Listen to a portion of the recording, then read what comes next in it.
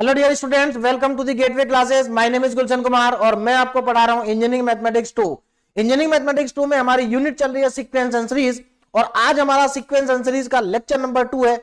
और आज का जो हमारा टॉपिक है वो है इंट्रोडक्शन टू सीरीज। तो चलिए स्टार्ट करते हैं आज के लेक्चर को। सबसे पहले बात करते हैं, जैसा कि मैंने आपको लास्ट लेक्चर में ही बताया था कि सीक्वेंस एंड सीरीज के अंदर 3 टॉपिक हमें पढ़ने हैं। पहला टॉपिक हमारा सीक्वेंस, जो कि लास्ट लेक्चर में कंप्लीट हो चुका है। और सीक्वेंस इंपॉर्टेंट है। क्यों इंपॉर्टेंट है? क्योंकि देखिए सीरीज को समझने के लिए भी हमें सीक्वेंस की जरूरत पड़ेगी। मतलब मैं आज बहुत सारी चीजें आपको वही पढ़ाऊंगा जो मैंने आपको लास्ट लेक्चर में पढ़ाई थी सीक्वेंस के अंदर। तो इसलिए सीक्वेंस इंपॉर्टेंट है। और सीक्वेंस से कभी कभी 2 मार्क्स का क्वेश्चन यूनिवर्सिटी एग्जामिनेशन में भी आता है। अब बात करते हैं सीरीज की। तो सीरीज का आज हमारा पहला लेक्चर है ना, इंट्रोडक्शन टू सीरीज, जिसमें मैं आपको सीरीज के कुछ बेसिक कॉन्सेप्ट्स के बारे में पढ़ाऊंगा जो कि इंपॉर्टेंट है। आने वाले जो हमारे आगे के 3 लेक्चर्स होंगे उनमें बहुत ज्यादा यूज होगा, आज के लेक्चर का और जो लास्ट लेक्चर था। ठीक है ना। और अगर हम बात करें एग्जामिनेशन पॉइंट ऑफ व्यू से, तो आज का जो हमारा लेक्चर है, यहां से भी हम जो क्वेश्चंस करेंगे आज वो शॉर्ट क्वेश्चन ही होंगे, 2 मार्क्स के लिए इंपॉर्टेंट है ना। जो हमारे लॉन्ग क्वेश्चन है वो अब हमारे नेक्स्ट लेक्चर से स्टार्ट होंगे। नेक्स्ट लेक्चर से हम सीरीज के कुछ इंपॉर्टेंट टेस्ट पढ़ेंगे जहां से बहुत ज्यादा क्वेश्चंस पूछे जाते हैं AKTU एग्जामिनेशन में। तो नेक्स्ट जो हमारा लेक्चर होगा, आने वाले जो हमारे लेक्चर है बहुत ज्यादा इंपॉर्टेंट है। लेकिन आने वाले लेक्चर्स को अगर आप अच्छे से समझना चाहते हैं तो पहले 2 लेक्चर भी आपके लिए इंपॉर्टेंट हैं। तो चलिए आज हम सीरीज स्टार्ट करेंगे, और फिर हमारा जो लास्ट टॉपिक रहेगा वो रहेगा फोरियर सीरीज का। और अगेन फोरियर सीरीज मैं पहले ही बता चुका हूं कि इस यूनिट का सबसे इंपॉर्टेंट पार्ट है। ठीक है, चलिए तो फिलहाल हम अभी बात करते हैं कि सीरीज क्या है। What is series? Last lecture में हमने पढ़ा था सीक्वेंस, आज हम बात कर रहे हैं सीरीज की। तो सीक्वेंस और सीरीज में डिफरेंस क्या है? देखिए लास्ट लेक्चर में जब मैंने आपको सीक्वेंस पढ़ाया था तो सीक्वेंस क्या था, जरा ध्यान दीजिए। यहां पर भी मैंने सीक्वेंस को फिर से लिखा है। सीक्वेंस क्या होता है? ये हमारा सीक्वेंस है। सीक्वेंस को हम रिप्रेजेंट करते हैं UN, यहां पर जो आपका ब्रैकेट बना एंगल ब्रैकेट, तो ये सीक्वेंस का रिप्रेजेंटेशन है। और ये हमारी सीक्वेंस की टर्म है U1, U2, U3 और UN up to infinity. This is the given sequence. ये क्या है? एक सीक्वेंस है। अब बात करते हैं सीरीज की। ये तो हम लास्ट लेक्चर में पढ़ चुके हैं। सीक्वेंस के ऊपर हमने सीक्वेंस को हमने पढ़ा भी। सीक्वेंस के ऊपर बहुत सारी चीजें हमने पढ़ी। जैसे वहां सबसे इंपॉर्टेंट पार्ट था सीक्वेंस में convergent of sequence, divergent of sequence, है ना, ऑसिलेटरी सीक्वेंस। और आज हम वही चीजें पढ़ेंगे सीरीज के लिए जो हमने लास्ट टाइम पढ़ी थी सीक्वेंस के लिए, है ना। तो ये हमारा सीक्वेंस है, बहुत इंपॉर्टेंट। अब बात करते हैं कि सीरीज क्या है ना। तो देखो series is the sum of a sequence. Series क्या है? सीक्वेंस की जो टर्म्स है अगर आप उनका सम करेंगे तो आपको एक सीरीज मिल जाएगी। यानी कि सीरीज क्या है? Sum of a sequence. तो आप अगर इसी सीक्वेंस को ऐड कर देंगे तो आपको सीरीज मिल जाएगी। तो ये हमारे पास सीरीज है। तो यानी कि सिंपल है, सीरीज क्या होती है? Sum of sequence. और यहां पर देखो रिप्रेजेंटेशन ध्यान दीजिए, समेशन UN, और यहां पर देखो क्या लिखा, n की वैल्यू 1 से लेके इंफिनिटी तक क्या कर रही है? वेरी कर रही है। अब यहां पर एक चीज और ध्यान दीजिए, जो ये सिंबल है इसको आप शॉर्ट में केवल इतना भी लिख सकते हैं, क्योंकि इस तरह से लिख सकते हैं। जो हमारा समेशन का सिंबल है आप केवल यहां पर समेशन UN भी लिख सकते हैं। जरूरी नहीं कि आप n इक्वल टू 1 से इंफिनिटी लिखे। बाय डिफॉल्ट यहां पर जो भी हमारे पास सीरीज होगी वो इनफाइनाइट सीरीज ही होगी। ठीक है ना।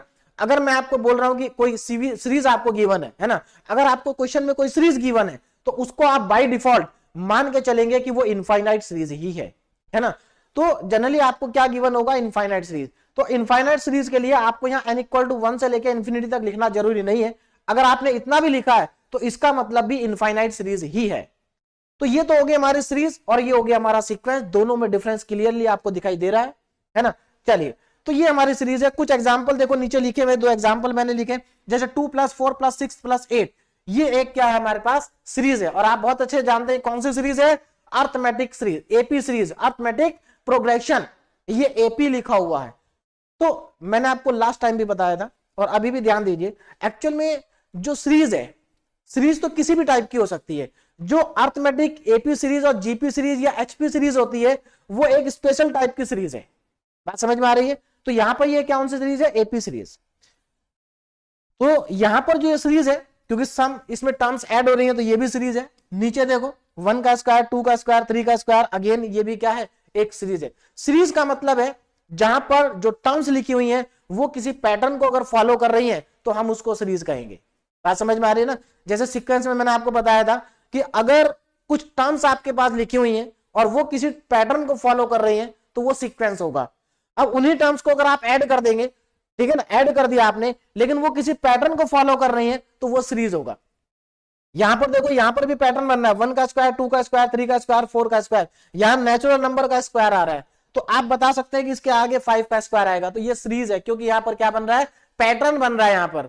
तो जब पैटर्न कोई बनता है तभी हमारे पास सीरीज आती है। चलिए, तो ये तो बात हुई what is the difference between sequence and series. अब टाइप्स ऑफ सीरीज, तो देखिए दो टाइप की सीरीज होंगी, फाइनाइट सीरीज और इनफाइनाइट सीरीज, है ना।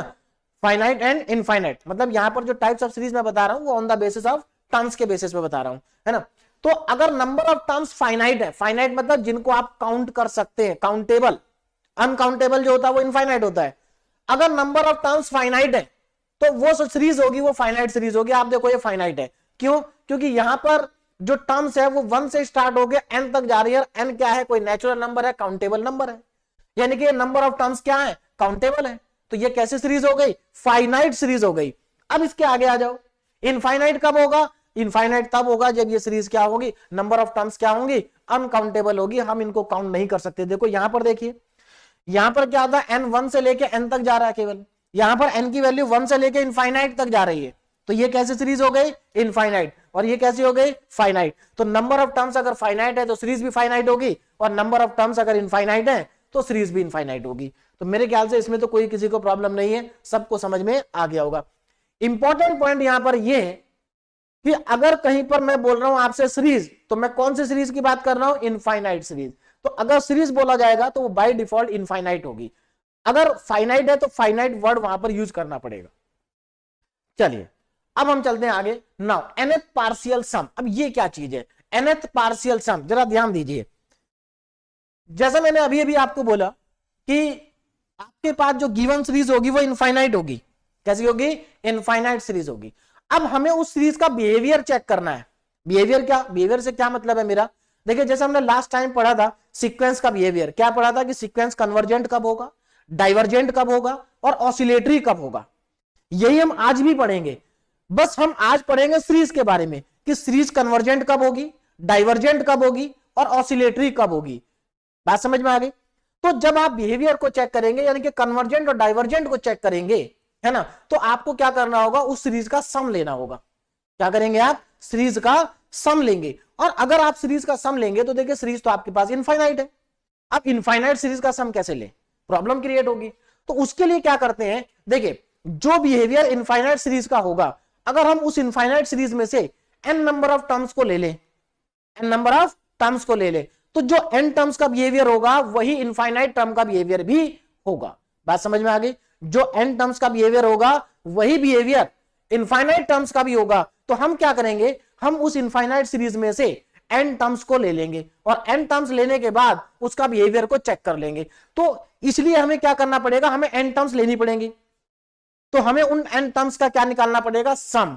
तो जो इनफाइनाइट सीरीज में से अगर आप n टर्म्स को ले लें और उसका सम कैलकुलेट करें तो उसी को कहा जाता है nth पार्शियल सम, यानी कि सम ऑफ, देखिए the sum of first n terms of a series is called nth partial sum. तो मेरे ख्याल से आपको क्लियरली समझ में आ गया होगा कि nth पार्शियल सम क्या होता है ना।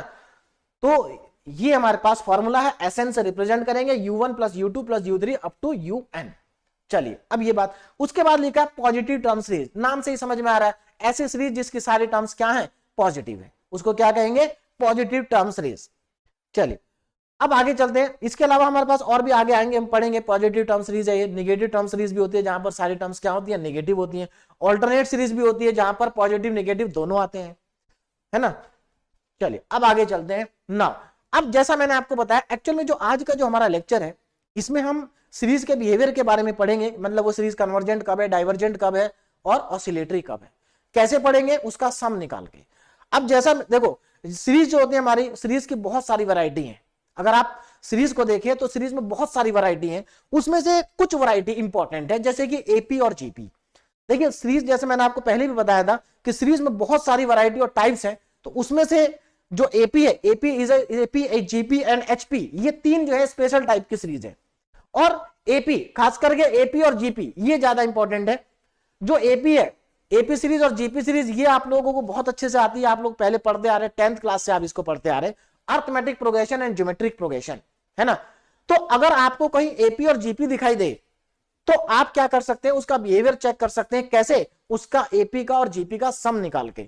तो इसलिए हमें एपी और जीपी के सम को कैलकुलेट करना आना चाहिए, है ना। तो वही मैं एक बार आपको बता रहा हूं, तो ध्यान दीजिए जरा। यहां पर अर्थमेटिक प्रोग्रेशन आप जानते हैं, एपी की फर्स्ट टर्म को हम क्या मानते हैं, स्मॉल ए।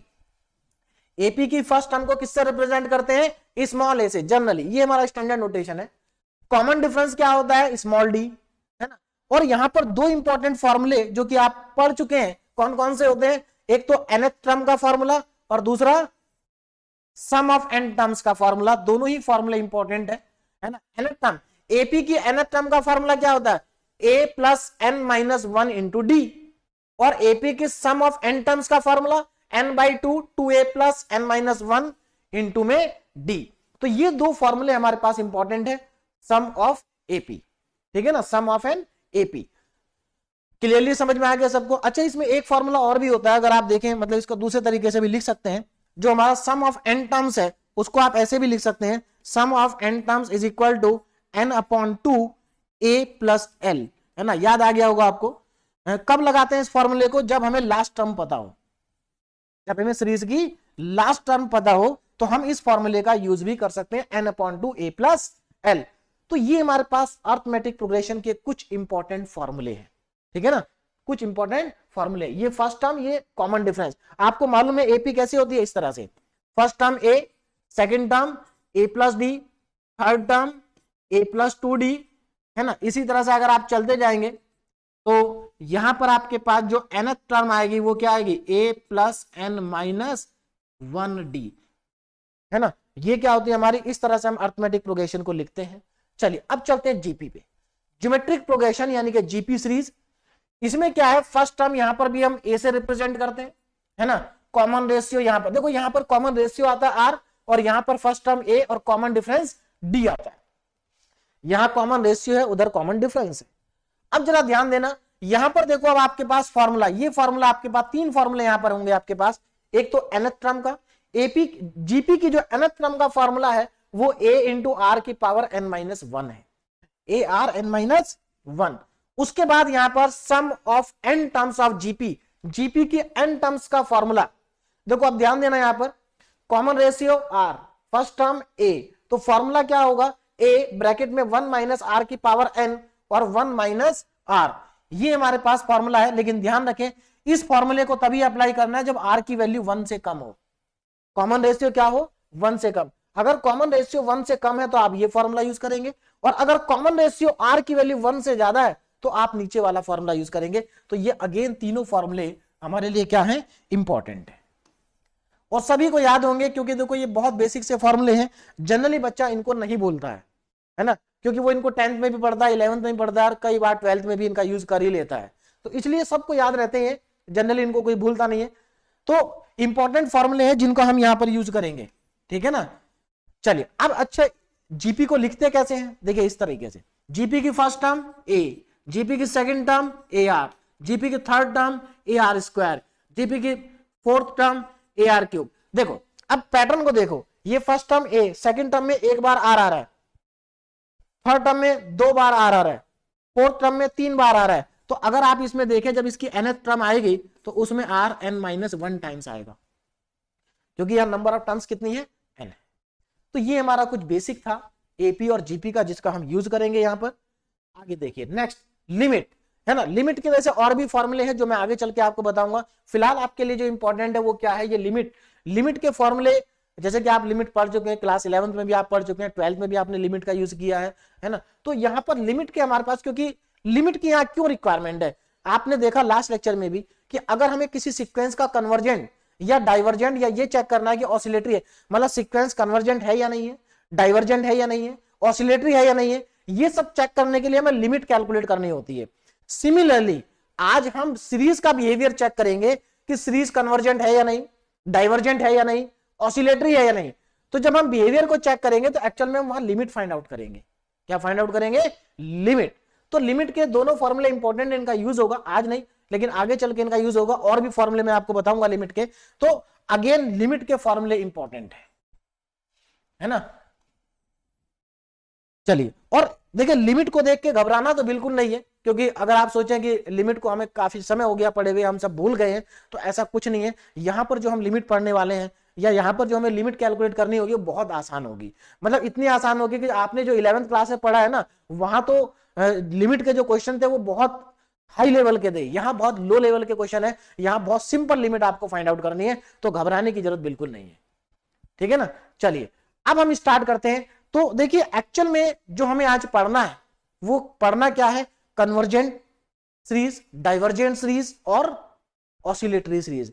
तो अगर आपने लास्ट लेक्चर देखा है तो आपको बहुत अच्छे से समझ में आ जाएगा आज, और नहीं भी देखा समझ में तब भी आएगा, क्योंकि कुछ है नहीं, बहुत बेसिक और सिंपल सी चीजें हैं, है ना भाई। हमें क्या पढ़ना है कि सीरीज कन्वर्जेंट कब होगी, डाइवर्जेंट कब होगी और ऑसिलेटरी कब होगी।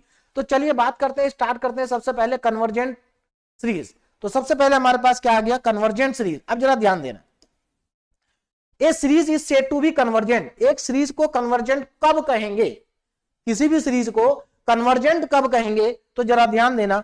आपको क्या करना है, जिस सीरीज का कन्वर्जेंट आपको फाइंड करना है, आप उस सीरीज का सम निकाल लीजिए, उस सीरीज की एन टर्म्स का सम। सीरीज तो इनफाइनाइट होगी, अब ये भी मैंने आपको बताया कि अगर आपको इनफाइनाइट सीरीज दी है तो आप उसमें से पहली एन टर्म्स के सम को कैलकुलेट कर लीजिए। और एन सम को कैलकुलेट कैसे करेंगे, अगर वो एपी है तो अर्थमेटिक प्रोग्रेशन वाला, अब ये भी मैंने सम का फॉर्मूला बताया है ना भाई। अगर एपी है तो सम का इन दोनों में से कोई फॉर्मूला लगा दीजिए, एसएन आ जाएगा आपके पास, है ना। और अगर जीपी है तो ये दोनों में से कोई फॉर्मूला लगा दीजिए, एसएन आपके पास आ जाएगा। और जैसे ही आपके पास एसएन आएगा, आप उस एसएन की लिमिट निकालेंगे, कहां, जब एन टेंड्स टू इनफाइनाइट, यानी कि जब एन इनफाइनाइट को अप्रोच करेगा, तब आप उस एसएन की लिमिट निकालेंगे। और ये जो लिमिट है, अगर ये लिमिट फाइनाइट और यूनिक आ गई, अगर ये लिमिट फाइनाइट और यूनिक आ गई, तो इसका मतलब सीरीज कन्वर्जेंट है। सीरीज क्या है, कन्वर्जेंट है। अब यहां पर बहुत सारे स्टूडेंट्स के दिमाग में एक चीज आ गई होगी कि सर अगर एपी है तो हम सम निकाल लेंगे, जीपी है तो हम सम निकाल लेंगे, लेकिन सारी सीरीज एपी और जीपी तो नहीं होती। बात समझ में आ रही है ना। अगर आप देखेंगे यहां पर आपको एपी और जीपी सीरीज नहीं मिलेंगी सारी की सारी, आपको एपी और जीपी से अलग बहुत सारी सीरीज होंगी, यानी कि ऐसी सीरीज आपके पास आएंगी जिनका सम आप कैलकुलेट नहीं कर सकते। भाई आप तो केवल एपी होगी आप सम कैलकुलेट कर लेंगे, जीपी होगी आप सम कैलकुलेट कर लेंगे, लेकिन अगर कोई और सीरीज आ गई जो एपी और जीपी नहीं है, तो सम कैसे कैलकुलेट करेंगे। तो देखिए उसके लिए हम क्या करेंगे, अब आज का जो हमारा लेक्चर है, आज के लेक्चर में जो हमारे क्वेश्चंस आएंगे वो सारे क्वेश्चंस एपी और जीपी के ऊपर बेस्ड होंगे। बात समझ में आ गई। फिर हम उसके बाद जो नेक्स्ट लेक्चर स्टार्ट करेंगे, वहां पर क्या होगा, हम इस सीरीज में कुछ इंपॉर्टेंट टेस्ट पढ़ेंगे। वो टेस्ट हमें कहां अप्लाई करने हैं, जहां पर हमें जो गिवन सीरीज है वो एपी भी नहीं है, जीपी भी नहीं है। तो अगर सीरीज एपी भी नहीं है, जीपी भी नहीं है, तो उसको चेक करने के लिए, उसकी कन्वर्जेंसी और उसकी डाइवर्जेंसी को चेक करने के लिए हमारे पास टेस्ट होते हैं कुछ, जिन टेस्ट को हम नेक्स्ट लेक्चर से स्टार्ट करेंगे। बात समझ में आ रही है ना। जैसे हमारे पास पी सीरीज टेस्ट होगा, कंपैरिजन टेस्ट होगा, डी लंबर्स टेस्ट होगा, रबीज टेस्ट होगा। इन टेस्ट से हम क्या करेंगे, सीरीज के बिहेवियर को पता करेंगे जब सीरीज हमारी एपी और जीपी नहीं है। तो मेरे ख्याल से अब आपको क्लियर हो गया होगा कि अगर आपको कन्वर्जेंसी चेक करनी है, अगर आपको चेक करना है कि आपकी सीरीज कन्वर्जेंट है या नहीं है, तो आपको लिमिट कैलकुलेट करनी होगी, और अगर लिमिट फाइनाइट और यूनिक आ गई तो आपकी सीरीज कन्वर्जेंट है। ठीक है, चलिए अब आगे चलते हैं। इसके ऊपर बेस्ड एक क्वेश्चन देखो लिखा है, पहले इस क्वेश्चन को ही सॉल्व कर लेते हैं। देखिए यहां पर हमें एक सीरीज दी है, और ये सीरीज कैसी है देख के आपको समझ में आ गया होगा कि it is N GP series, geometric progression है। कौन सी है, ज्योमेट्रिक प्रोग्रेशन। देखिए आप यहां पर फर्स्ट टर्म क्या है, अगर आप इस सीरीज को देखें तो यहां पर आपके पास फर्स्ट टर्म है 1। चलिए पहले मैं इसको सही से लिख लेता हूं, 1 प्लस 1/2 प्लस, देखिए अगर आप यहां पर देखें तो ये 1/2 1/4 है ना, इसको मैं 1/2 का स्क्वायर लिख सकता हूं, 1/8 को मैं 1/2 की पावर 3 लिख सकता हूं, प्लस ये इस तरह से चलते जाएगा। और हमें शुरू स्टार्टिंग के एन टर्म्स लेनी है, तो अगर मैं स्टार्टिंग के एन टर्म्स लूंगा तो मेरे पास इस सीक्वेंस की लास्ट टर्म क्या आएगी, 1/2 की पावर n-1। देखिए यहां पर मैंने n-1 क्यों लिखा, जबकि मुझे फर्स्ट n टर्म्स लेनी है। तो एक्चुअल में हो क्या रहा है, देखो इस वाले फैक्टर की पावर कितनी है, 1/2 की पावर यहां पर 1 है, यहां पर पावर 1, यहां पर पावर 2, यहां पर पावर 3। तो अगर मैंने यहां पर n लिख दिया तो इसका मतलब यहां से लेकर के यहां तक n नंबर ऑफ टर्म्स हो जाएंगी, और जबकि एक 1 पहले से लिखा हुआ है। बात समझ में आ रही? तो अगर आप पहली n टर्म्स कंसीडर कर रहे हैं तो लास्ट वाली टर्म जो होगी वो n-1 उसके ऊपर पावर आएगी, क्योंकि यहां से यहां तक n-1 टर्म्स है, फिर इसमें एक टर्म्स और ऐड कर दो तो n हो गई। तो मेरे ख्याल से आपको ये बात क्लियरली समझ में आ गई होगी कि हमने वहां n-1 क्यों लिखा है। चलिए, तो देखो ये इनफाइनाइट सीरीज है, हमने क्या किया, इस इनफाइनाइट सीरीज में से पहली n टर्म्स ले ली, और अब हम उन n टर्म्स का क्या निकालेंगे, सम निकालेंगे, जिसको हम बोलते हैं nth पार्शियल सम, है ना। तो चलिए यहां पर देखिए, अब जरा आपको यहां पर क्या क्या गिवन है। यहां पर आपको इस जीपी की फर्स्ट टर्म गिवन है जो कि 1 है। कॉमन रेशियो, कॉमन रेशियो कैसे कैलकुलेट करते हैं, आप नेक्स्ट देखिए सेकंड टर्म को फर्स्ट से डिवाइड करिए, 1/2 आएगा। इसको अगर आप इससे डिवाइड करेंगे तब भी 1/2 आएगा, इससे इसको डिवाइड करेंगे 1/2 आएगा, यानी कि कॉमन रेशियो आपके पास आ गया 1/2। अब यहां पर जरा ध्यान दीजिए, मैंने आपको जीपी के 2 फॉर्मूले बताए, ये दोनों, है ना। इसको कब लगाना है, जब आर की वैल्यू 1 से कम है, इसको लगाना जब आर की वैल्यू 1 से ज्यादा है। तो हमारी तो अभी आर की वैल्यू 1/2 है, 1/2 1 से कम होता है, यानी कि हम ये वाला फॉर्मूला यूज करेंगे। तो Sn इक्वल टू, अब यहां पर ध्यान दीजिए Sn, तो अब हम यहां पर क्या कैलकुलेट करेंगे, सीरीज का सम ऑफ n टर्म्स।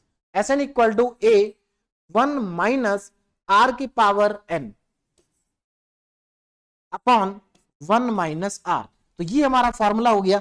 अब यहां पर वैल्यू को सब्स्टिट्यूट करते हैं, देखिए कितना आ जाएगा। तो Sn is equal to a कितना है 1, a हमारे पास कितना है 1 है ना। चलिए, तो Sn is equal to a की वैल्यू 1, ब्रैकेट में 1 माइनस r कितना है 1/2, तो 1/2 की होल पावर n हो जाएगी, यानी कि 1/2 की होल पावर n का मतलब है कि मैं यहां पर डायरेक्ट 2 की पावर n लिख दूं, और अपॉन में 1 माइनस 1/2, है ना। तो अगर किसी को ऊपर वाला नहीं समझ में आया कैसे लिखा तो देख लीजिए, देखो r की पावर 1 है, r कितना है 1/2, यानी कि 1/2 की पावर n, और यहां पर इसको कैसे लिख सकता हूं मैं, 1 की पावर n ऊपर और 2 की पावर n नीचे। आप जानते हैं 1 की पावर कुछ भी करो 1 ही रहता है, इसका मतलब ये 1/2 की पावर n है, जो कि मैंने डायरेक्ट लिख दिया है। चलिए, अब यहां पर ध्यान दें कितना आएगा, इसको सिंप्लीफाई करके देखो, इसको 1 में से 1/2 को माइनस करोगे 1/2 आएगा, और 2 चला जाएगा सबसे ऊपर, यानी कि ये मेरे पास आ जाएगा 2 1 माइनस 1/2 की पावर n। तो ये हमारे पास क्या आ गया, Sn आ गया। तो ध्यान देना Sn कितना है 2 1 माइनस 1/2 की पावर n, ये Sn मेरे पास आ गया। अब देखें आगे, Sn आ चुका है ना। अब क्या करना था, Sn आने के बाद, Sn आने के बाद हमें इस Sn की लिमिट निकाल लिया n टेंड्स टू इनफाइनाइट पर। तो चलिए यहां पर लिमिट अप्लाई करते हैं, देखिए limit n tends to infinite, limit n tends to infinite Sn, देखिए बिल्कुल एज इट इज मैंने वही किया जो मैंने आपको बताया, Sn पे मैंने लिमिट लगा दी n टेंड्स टू इनफाइनाइट। अब यहां पर वैल्यू पुट कर देंगे, तो लिमिट Sn कितना है 2 1 माइनस 1/2 की power n, n tends to infinite, n tends to infinite, यही हमारे पास बचा है। अब जरा ध्यान देना, यहां पर अब लिमिट, देखिए कुछ नहीं करना यार, लिमिट अप्लाई कर दीजिए सीधे सीधे। आप जानते हैं लिमिट कब अप्लाई करते हैं, देखिए आपको लिमिट अप्लाई करते समय सिर्फ ये ध्यान देना है कि जब आप लिमिट लगा रहे हैं तो कभी भी एक तो डिनोमिनेटर कभी जीरो नहीं बनना चाहिए। अगर डिनोमिनेटर जीरो बन रहा है तो पहले आप उसको सिंप्लीफाई करो और उसके बाद लिमिट लगाओ, है ना। और क्या नहीं बनना चाहिए, नीचे जीरो, और आपके पास इनफाइनाइट अपॉन इनफाइनाइट वाली फॉर्म नहीं बननी चाहिए, ये इनडिटरमिनेट फॉर्म होती है ना। तो अगर इस तरह की फॉर्म बन रही है तो पहले सिंप्लीफाई करो, मतलब आपको जब तक सिंप्लीफाई करना है जब तक आपके पास एक डेफिनेट वैल्यू नहीं आ जाती है ना, इनफाइनाइट आ जाए या तो, या माइनस इनफाइनाइट आ जाए, या कोई फाइनाइट वैल्यू आ जाए, है ना, तब तक आप उसको सिंप्लीफाई करेंगे। चलिए, तो यहां पर तो कुछ नहीं करना, आपको सीधे लिमिट अप्लाई करनी है। तो क्या करेंगे, लिमिट को अप्लाई कर दीजिए। देखिए जब लिमिट अप्लाई कर देते हैं तो फिर ये लिमिट का सिंबल नहीं आता है, तो यहां पर क्या आ जाएगा 2 1 माइनस 1/2 की पावर n, n मतलब 2 की पावर इनफाइनाइट, और 2 की पावर इनफाइनाइट इनफाइनाइट होगा, 2 की पावर इनफाइनाइट क्या होगा, इनफाइनाइट। तो ये कितना आ जाएगा 1 माइनस 1/इनफाइनाइट, और 1 अपॉन इनफाइनाइट होता है 0। कितना होता है? 0। तो इसका मतलब अगर 1 अपॉन इनफाइनाइट 0 है तो देखो ये 1 माइनस 0 हो जाएगा, और 1 माइनस 0 मतलब 1 माइनस 0 मतलब आंसर आ गया 2। कितना आ गया? 2। तो हमारी लिमिट कितनी आ रही है? ध्यान दीजिए, लिमिट कितनी आ गई हमारे? Limit n tends to infinite Sn is equal to 2। अब आप मुझे बताइए कि ये लिमिट फाइनाइट है, फाइनाइट एंड यूनिक है कि नहीं है? डेफिनेटली ये फाइनाइट और यूनिक लिमिट है। क्या है? मैंने पहले अभी आपको बताया था, आप यूनिक, अगर आपको यूनिकनेस चेक करनी है तो आप वैसे भी चेक कर सकते हैं कि n, देखो n यहां पर क्या है? ऑड है, तो चाहे n ऑड हो या इवन हो, लिमिट की वैल्यू 2 ही आने वाली है। बात समझ में आ रही? लेकिन उसको चेक करने की आपको जरूरत नहीं है। आपको इवन और ऑड कहां पर चेक करना? जब ऑसिलेटरी वाला क्वेश्चन आएगा। ऑसिलेटरी वाले क्वेश्चन में आप इवन और ऑड देख सकते हैं। बाकी अगर आपके पास कन्वर्जेंस और डाइवर्जेंस का क्वेश्चन है तो वहां पर चाहे एन ऑड हो या इवन हो, रिजल्ट हमेशा सेम रहता है। तो यहां पर रिजल्ट हमेशा 2 रहेगा, यानी कि हमारी जो लिमिट है वो फाइनाइट भी है और यूनिक भी है। और अगर लिमिट फाइनाइट और यूनिक है तो सीरीज कैसी है? सीरीज होगी कन्वर्जेंट। क्या होगी? कन्वर्जेंट। तो यहां पर आप क्या लिखेंगे? Finite and unique. तो मैं यहां पर लिख देता हूं फाइनाइट एंड यूनिक। जो हमारी लिमिट आई है वो कैसी आई है? Finite and unique. लिमिट हमारे पास फाइनाइट एंड यूनिक है, तो सीरीज कैसी हो गई? तो it is a convergent, it is a convergent series. तो ये एक कन्वर्जेंट सीरीज आ गई हमारे पास। कैसे सीरीज आ गई? It is a convergent series. तो मेरे ख्याल से सबको समझ में आ गया होगा कि ये सीरीज कन्वर्जेंट क्यों है। बहुत ही आसान है कन्वर्जेंसी को चेक करना, है ना। अब चलते हैं हम अपने नेक्स्ट क्वेश्चन पे, सॉरी नेक्स्ट टॉपिक पे, दैट इज डाइवर्जेंट सीरीज। क्या है? Divergent series. देखो अगर आप ध्यान दें, लास्ट लेक्चर में मैंने सीक्वेंस पढ़ाया था, वहां पर कन्वर्जेंट ऑफ सीक्वेंस किया, तो सेम ही तो है, कुछ भी नहीं बदला, बस बीच में साइन ही तो प्लस आ गया, कुछ भी नहीं चेंज हो रहा है, सब कुछ वही है। और वहां पर तो और आसान था, यहां पर तो आपको सम निकालना पड़ रहा है। वहां पर आपको गिवन होता था, जो nth टर्म हो या सम हो वो आपको गिवन होता था। यहां पर तो आपको कैलकुलेट भी करना पड़ रहा है। तो बहुत ही सिंपल है। और series is said to be divergent. देखो कितना आसान है। सीरीज को डाइवर्जेंट कब कहेंगे? अगर देखो आपको क्या करना है, फिर से वही काम करना है। आप सीरीज जो आपको गिवन है उस सीरीज का आपको सम निकालना है ना। तो सिंपल सी बात है, अगर आपके पास या तो एपी गिवन होगी या जीपी गिवन होगी, आप उसका सम निकाल सकते हैं। जब आप सम निकाल लेंगे तो फिर से उसमें लिमिट लगा दीजिए इनफाइनाइट तक। अब अगर लिमिट लगाने के बाद आपकी वैल्यू प्लस इनफाइनाइट या माइनस इनफाइनाइट आ जाती है तो आप कहेंगे कि आपकी जो सीरीज है वो डाइवर्जेंट है। क्या है? डाइवर्जेंट सीरीज है।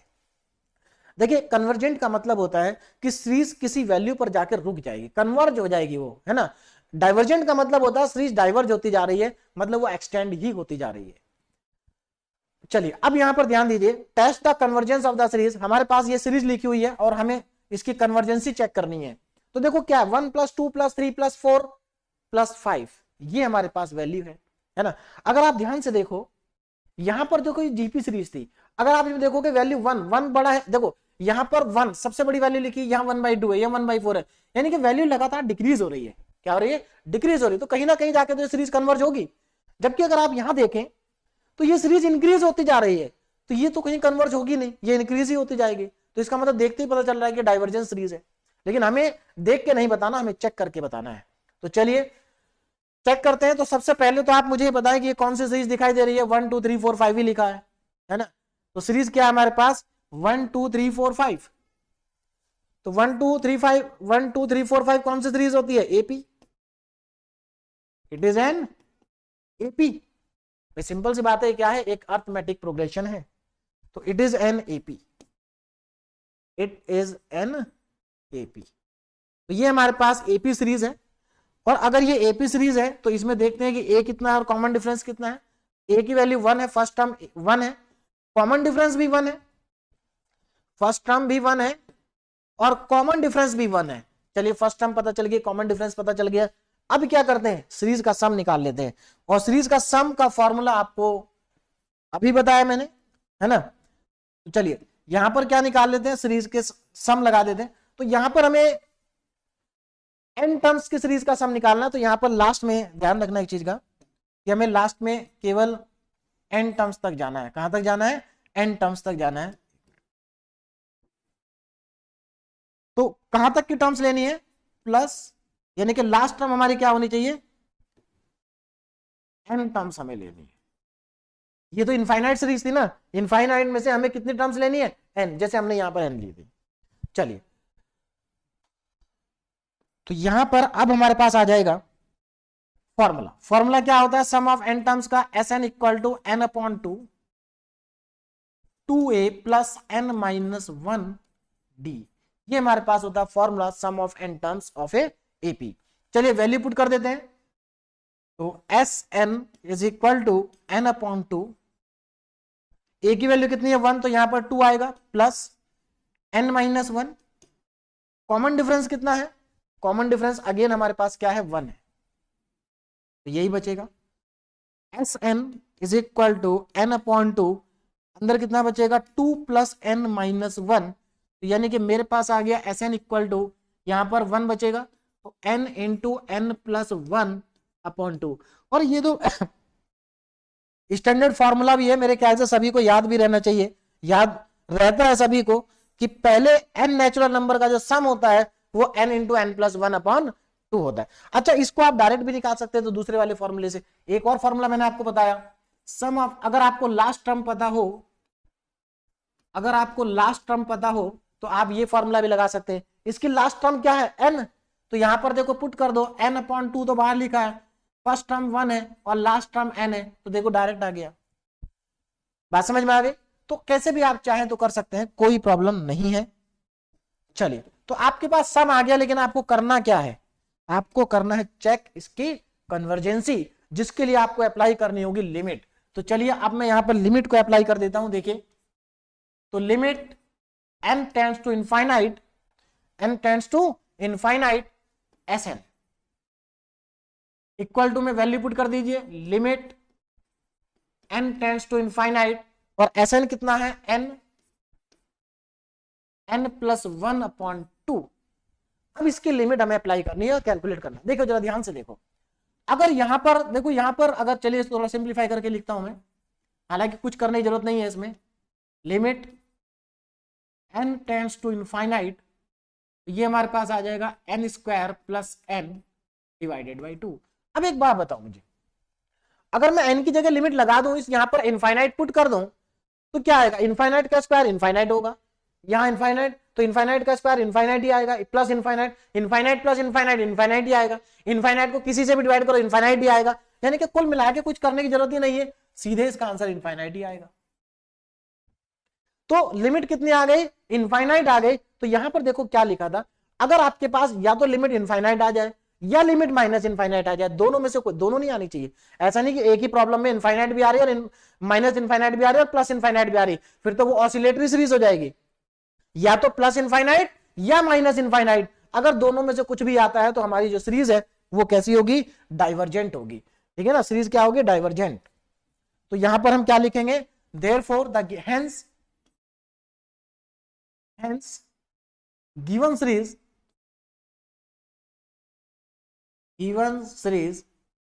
is divergent।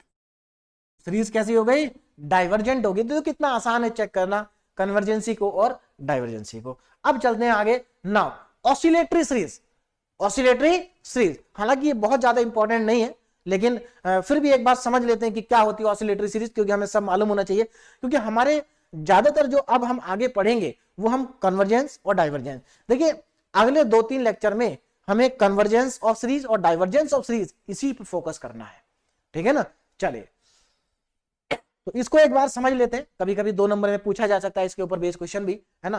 तो देखिए ऑसिलेटरी सीरीज, ऑसिलेटरी सीरीज मतलब अगर आपने लिमिट कैलकुलेट की, आपने लिमिट कैलकुलेट की, अब वो लिमिट फाइनाइट और यूनिक भी नहीं है और प्लस इनफाइनाइट और माइनस इनफाइनाइट भी नहीं है, तो उस केस में वो ऑसिलेटरी होगी। मतलब ध्यान देना यहां पर, ऑसिलेटरी कब होगी, या तो वो लिमिट, देखिए लिमिट यहां पर फाइनाइट आएगी, लेकिन अगर लिमिट फाइनाइट है और वो यूनिक नहीं है, फाइनाइट है यूनिक नहीं है, तब भी ऑसिलेटरी होगी। आपने लिमिट कैलकुलेट की, वो इनफाइनाइट भी है, मतलब प्लस इनफाइनाइट भी है और माइनस इनफाइनाइट भी है, तब भी वो ऑसिलेटरी होगी। तो जरा इसको समझते हैं ध्यान से। देखो तो ऑसिलेटरी सीरीज 2 टाइप की होंगी, एक तो ऑसिलेट फाइनाइटली और ऑसिलेट इनफाइनाइटली। लास्ट लेक्चर में मैंने बताया था सीक्वेंस में कि ऑसिलेटरी सीक्वेंस का मतलब क्या था, oscillate finitely sequence, oscillate infinitely sequence. Same चीज है, अगर आप पिछले लेक्चर को देखेंगे तो सब कुछ वहीं से मैच कर रहा है, कुछ ज्यादा अंतर नहीं है पिछले लेक्चर में और इसमें। चलिए पहले हम बात करते हैं ऑसिलेट फाइनाइटली की। या एक चीज हम ये भी कह सकते हैं कि अगर आज का लेक्चर आप देख रहे हैं तो आपको लास्ट जो हमारा फर्स्ट लेक्चर था वो भी और ज्यादा अच्छे से समझ में आएगा, इसके बाद वो और अच्छे से समझ में आएगा।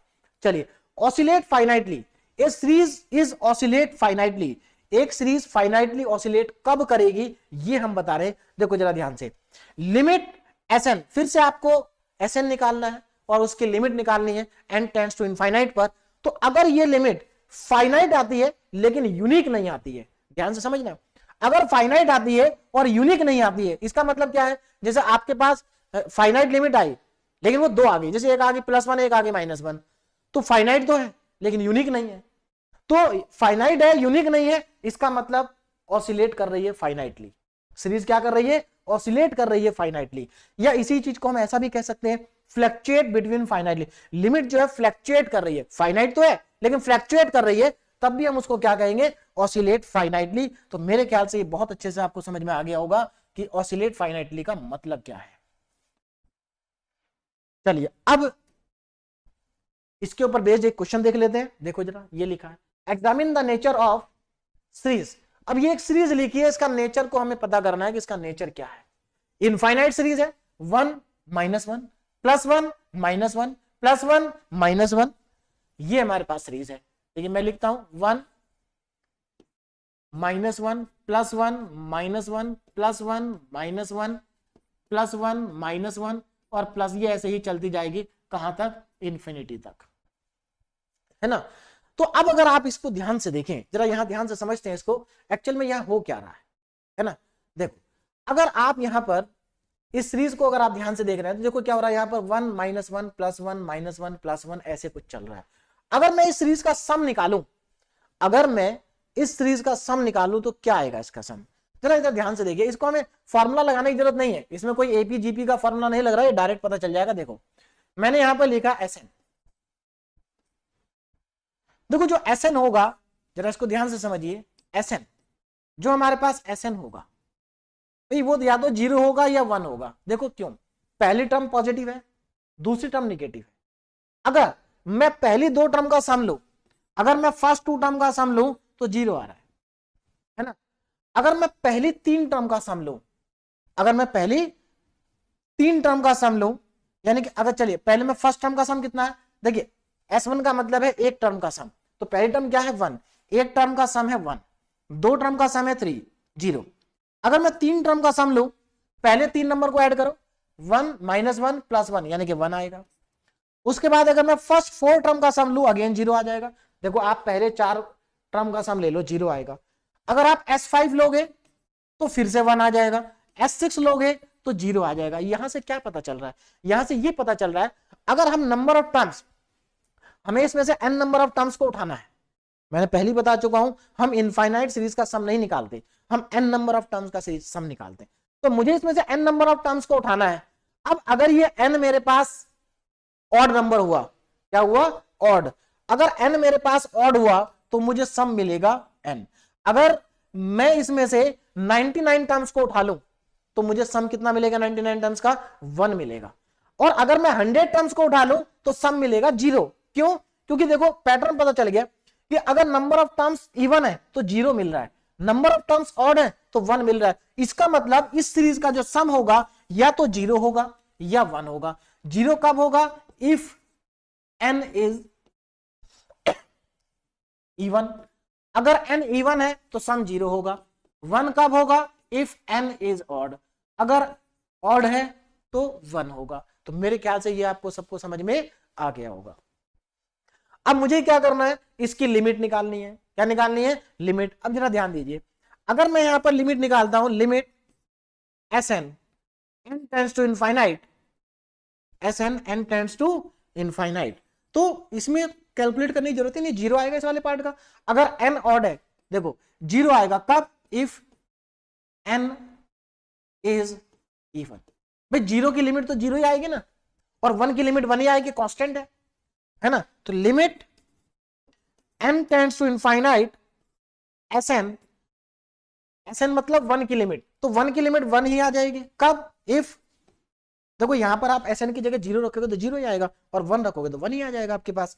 तो इफ n इज ऑड, अगर n ऑड है तो 1 आएगा आंसर, इवन है तो 0 आएगा। तो अब आप यहां पर सोच के बताइए, क्या यह लिमिट फाइनाइट और यूनिक है? नहीं है। फाइनाइट तो है क्योंकि 0 और 1 है, लेकिन यूनिक नहीं है। तो अगर लिमिट यूनिक नहीं है और फाइनाइट है ना, तो लिमिट हमारे पास क्या है? फाइनाइट है लेकिन यूनिक नहीं है। तो अगर फाइनाइट है और यूनिक नहीं है, फाइनाइट बट नॉट यूनिक, तो आंसर क्या होगा? Oscillate finitely. तो यहां पर क्या है? लिमिट क्या है? Finite but not unique. अगर लिमिट फाइनाइट है और यूनिक नहीं है, तो उस केस में हमारे पास क्या, कौन सी सीरीज कहलाएगी? Oscillate finitely series. तो ये क्या है? इट इज एन ऑसिलेट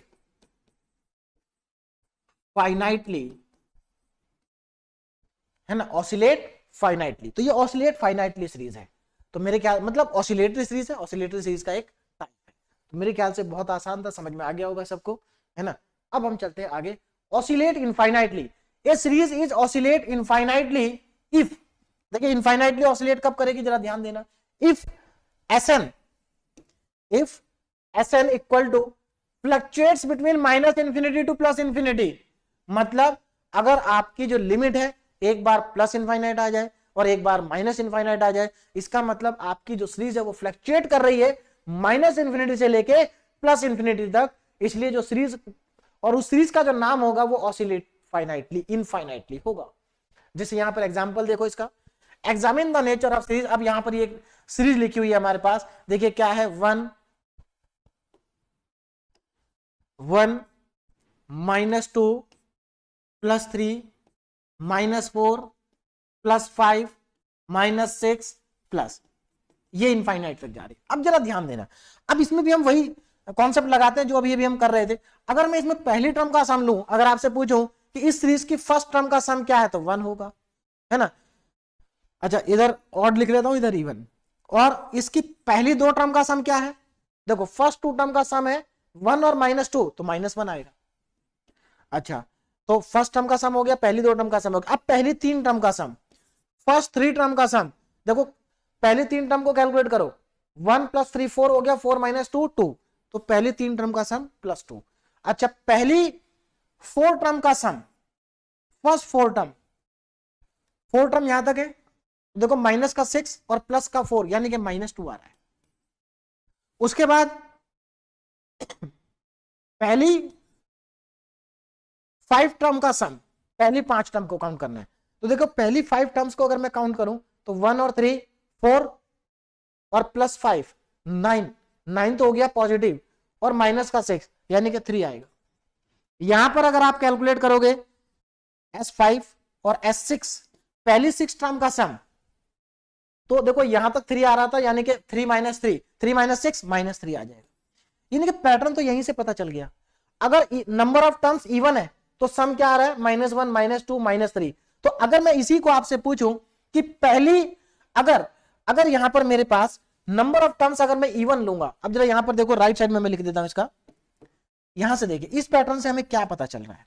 इस पैटर्न से हमें यह पता चल रहा है कि अगर हमारे पास, अगर मैं ऑड नंबर ऑफ टर्म्स को लेता हूं, क्या लेता हूं, ऑड नंबर। देखो ऑड नंबर ऑफ टर्म्स में सम क्या आ रहा है, पहली टर्म का सम 1 2 और 3, ये हमारे पास आ रहा है 1 2 3, इस तरह से सम चल रहा है। इधर क्या चल रहा है, -1 -2 और -3, इस तरीके से हमारा सम चल रहा है। अब हमें क्या करना है, अगर यहां पर नंबर ऑफ टर्म्स अगर n इवन है तो सम अलग आएगा, इवन टर्म्स का सम अलग आएगा, ऑड टर्म का सम अलग आएगा, है ना। तो इवन और ऑड टर्म्स का जो सम है वो हमारा क्या आ रहा है, थोड़ा सा अलग आ रहा है।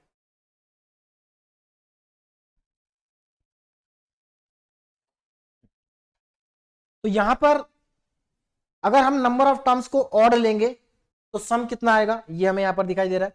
अगर इवन लेंगे तब सम कितना आएगा, ये भी हमें यहां पर पता चल रहा है। अब यहां पर देखो जरा, अब मैं यहां पर लिखता हूं इफ n इज इवन। अगर n इवन हुआ तो आप मुझे बताएं कि सम कितना आएगा।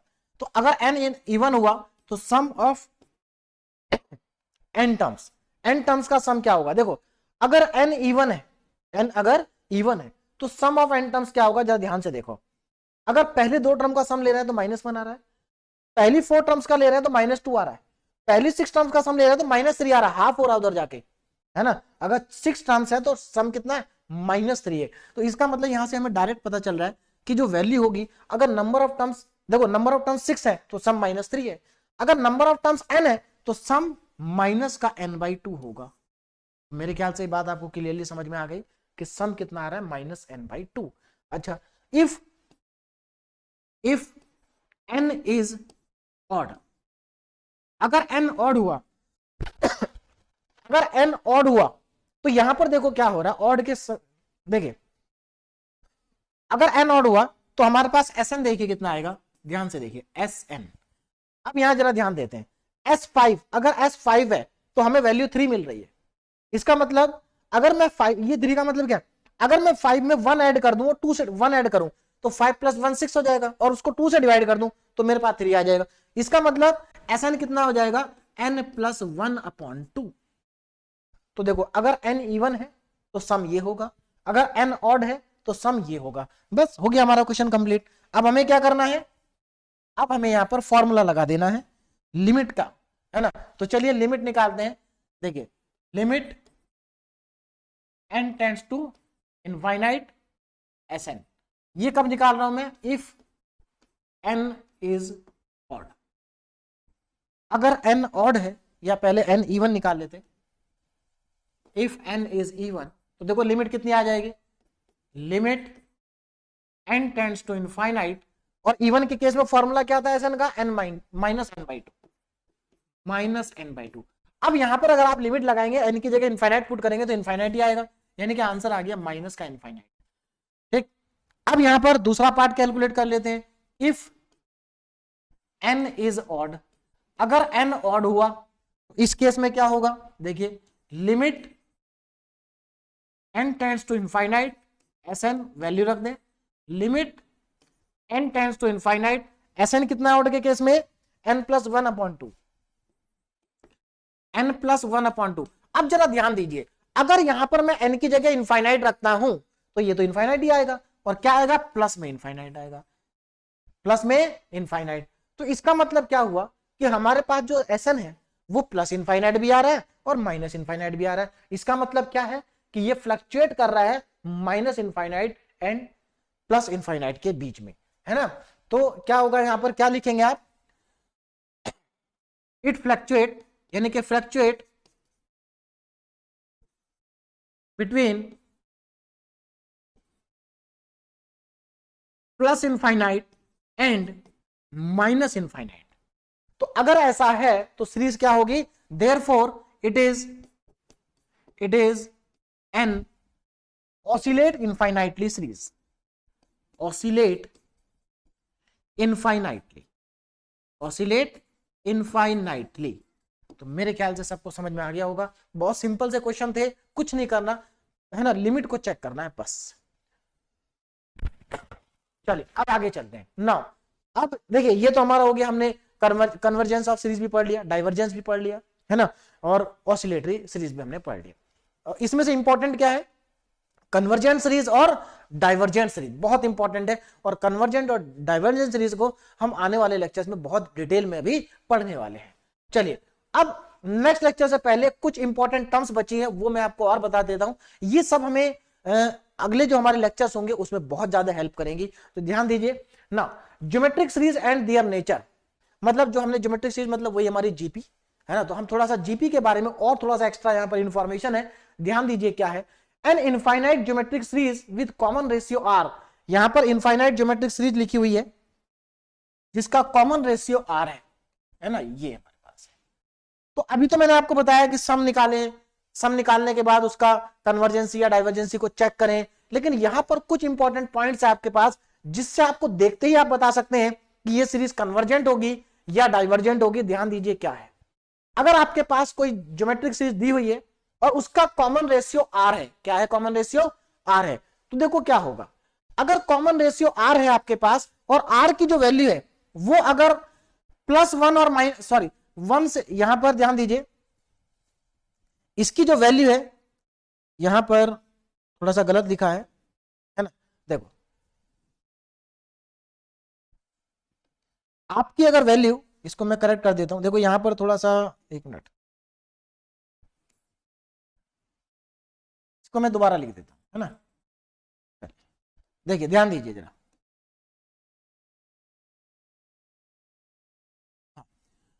अब यहां पर देखो ये जो ज्योमेट्रिक सीरीज है ये कन्वर्जेंट कब होगी, कन्वर्जेंट कब होगी, इफ अगर आपकी जो आर है, अगर आर की वैल्यू +1 और -1 के बीच में है, +1 और -1 के बीच में अगर कॉमन रेशियो है तो आपकी जो सीरीज होगी वो कन्वर्जेंट होगी। यानी कि आपको क्या करना है, ज्योमेट्रिक सीरीज को देखना है और उसमें से चेक करना है कि कॉमन रेशियो कितना है। अगर कॉमन रेशियो -1 और +1 के बीच में आ रहा है तो इसका मतलब सीरीज कैसी है, कन्वर्जेंट। आप देख के डायरेक्ट आंसर लिख देंगे, तो कितना आसान हो गया, है ना। आप डायरेक्ट देख के आंसर लिख सकते हैं। आगे देखो, अच्छा इस चीज को हम ऐसे भी लिख सकते हैं, जरा ध्यान देना, इसको मैं ऐसे भी लिख सकता हूं, इस कंडीशन को कई बार ऐसे लिखा होता है mod ऑफ r <1, ऐसे भी लिख सकते हैं, एक ही बात है। चलिए नाउ डाइवर्जेंट कब होगी, अगर r की वैल्यू या तो इक्वल टू 1 हो या ग्रेटर देन 1 हो, तो इस केस में हमारे पास सीरीज क्या हो जाएगी, डाइवर्जेंट। यानी कि सीधे कॉमन रेशियो चेक करो, आंसर पता चल जाएगा।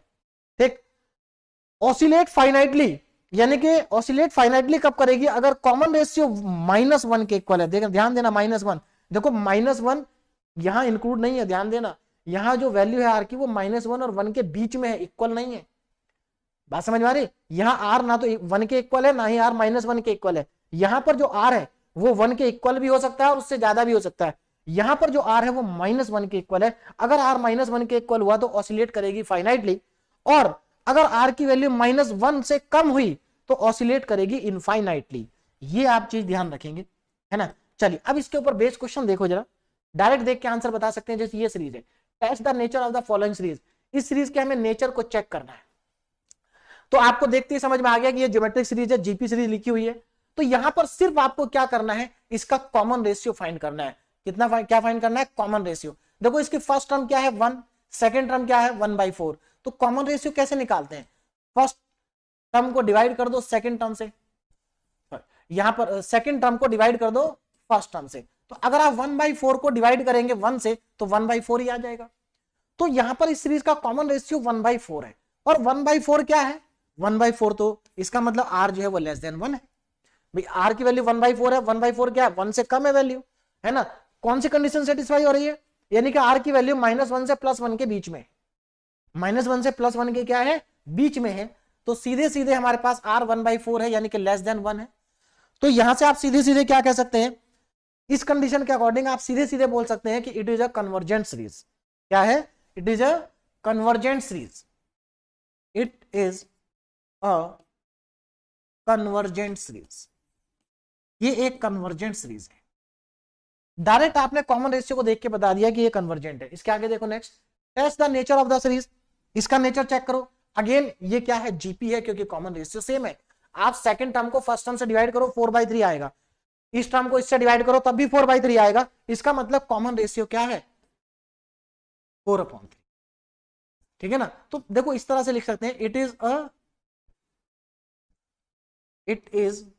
अ जीपी सीरीज। ये कैसे सीरीज है, जीपी सीरीज है विद r इक्वल टू 4/3।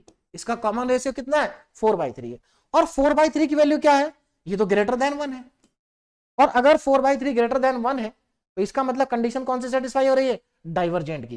तो आप सीधे सीधे इसका आंसर लिख सकते हैं, it is a divergent series. तो बहुत सिंपल है, आसानी से हम बता सकते हैं कि ये सीरीज कैसी है, डाइवर्जेंट है। तो ये हमारे पास कुछ डायरेक्ट रिजल्ट थे जो कि हमें आगे चल के काम आएंगे, इसलिए इनको आपको ध्यान में रखना है, ठीक है ना। चलिए अब आगे चलते हैं, necessary condition for convergent series. अब ये नेसेसरी कंडीशन का मतलब क्या है कि अगर आपके पास कोई सीरीज कन्वर्जेंट है, देखो कन्वर्जेंट सीरीज में हमेशा उसके nth टर्म की बात कर रहा हूं, un का मतलब है nth टर्म की, अगर आप उसके nth टर्म पे लिमिट लगाते हैं, अगर कन्वर्जेंट सीरीज की nth टर्म पे लिमिट लगाते हैं तो हमेशा 0 आएगा। ये है necessary condition for a convergent series, लेकिन ये नेसेसरी कंडीशन है, ध्यान रखना। अगर सीरीज कन्वर्जेंट है तो उसके nth टर्म पे अगर लिमिट लगाए तो 0 आएगी, लेकिन इसका जो रिवर्स है वो ट्रू नहीं है। बात समझ में आ रही है? इसका वाइस वर्सा ट्रू नहीं है। मतलब अगर किसी nth टर्म की लिमिट 0 आ रही है तो इसका मतलब ये नहीं है कि वो कन्वर्जेंट होगी। देखो यहां पर नीचे लिखा है, ध्यान दीजिए, if limit n tends to infinite un equal to 0 then ये जो गिवन सीरीज है मे और मे नॉट बी कन्वर्जेंट। हो सकता है कि कन्वर्जेंट हो सकता है कन्वर्जेंट ना हो अगर 0 है, लेकिन अगर कन्वर्जेंट है तो 100% उसकी लिमिट 0 आएगी। बात समझ में आ गई? और एक इंपॉर्टेंट पॉइंट यहां पर यह भी लिखा है, क्या है ध्यान दीजिए। इस पॉइंट का मतलब क्या है कि अगर if limit n tends to infinite un not equal to 0, अगर कोई सीरीज आपको दे रखी है उसकी nth टर्म की लिमिट 0 नहीं आ रही है तो 100% वो कन्वर्जेंट नहीं है, कन्वर्जेंट नहीं है। तो ये नेसेसरी कंडीशन थी किसी भी सीरीज के कन्वर्जेंट और कन्वर्जेंट ना होने की, इस रिजल्ट को भी हम आगे चल के यूज करेंगे। नाउ प्रॉपर्टीज ऑफ सीरीज बहुत इंपॉर्टेंट है ना, प्रॉपर्टीज ऑफ सीरीज, इसका यूज भी हम आने वाले लेक्चर्स में करेंगे। इसके प्रॉपर्टी का यूज जरा ध्यान से एक बात सुन लीजिए, क्या है पहली property, the nature of an infinite series does not change, यानी कि आपको जो इनफाइनाइट सीरीज गिवन है उसका नेचर चेंज नहीं होगा। कब नहीं होगा उसका नेचर चेंज? देखिए नेचर से मतलब समझ रहे हैं आप, यानी कि अगर सीरीज कन्वर्जेंट है तो कन्वर्जेंट ही रहेगी, डाइवर्जेंट है तो डाइवर्जेंट ही रहेगी, ऑसिलेटरी है तो ऑसिलेटरी ही रहेगी। कब? ध्यान से सुनो, कब रहेगी? By multiplication of all terms by a constant के। अगर आप इनफाइनाइट सीरीज की सारी टर्म को किसी एक नंबर से मल्टीप्लाई कर देते हैं, चाहे वो नंबर कुछ भी हो, तो सीरीज के नेचर में कोई चेंज नहीं आएगा, यानी कि वो मल्टीप्लाई करने से पहले भी कन्वर्जेंट थी तो बाद में भी कन्वर्जेंट ही रहेगी, अगर वो पहले डाइवर्जेंट थी तो बाद में भी डाइवर्जेंट ही रहेगी। उसके बाद by addition and deletion of finite number of terms, ये बहुत इंपॉर्टेंट है, आने वाले लेक्चर्स में हम ऐसा करेंगे। जो हमें सीरीज दे रखी होगी उसमें से हम कुछ टर्म्स को हटा देंगे। क्यों हटा देंगे? क्योंकि कुछ टर्म्स को हटाने से सीरीज का नेचर चेंज नहीं होता है ना, लेकिन क्वेश्चन आसान हो जाता है। तो अगर टर्म्स को हटाने से नेचर चेंज नहीं होता, क्वेश्चन आसान हो जाता है, तो हम उन टर्म्स को हटाएंगे, ठीक है ना। तो इस चीज का ध्यान रखना कि अगर हम सीरीज में कुछ टर्म्स को ऐड कर दें या कुछ टर्म्स को हटा दें तो कोई फर्क नहीं पड़ता है, ठीक।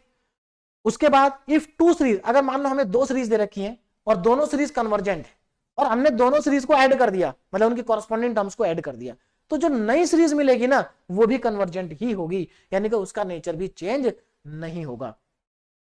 तो यहीं पर जो हमारा आज का लेक्चर है वो, आज का लेक्चर हमारा यहीं पर कंप्लीट हो रहा है। तो यहां पर मैंने आज आपको एक्चुअली आज के लेक्चर की हमारा हम देखें तो आज के लेक्चर की हमारी ओवरऑल समरी क्या है, आज के लेक्चर से हमने क्या सीखा है। तो देखो अगर आज के लेक्चर की मैं बात करूं तो आज के लेक्चर में जो हमारा इंपॉर्टेंट पार्ट रहा है वो रहा है सीरीज के कन्वर्जेंसी का और डाइवर्जेंसी का, यानी कि कन्वर्जेंट ऑफ सीरीज और डाइवर्जेंट ऑफ सीरीज आज के लेक्चर का इंपॉर्टेंट पार्ट था।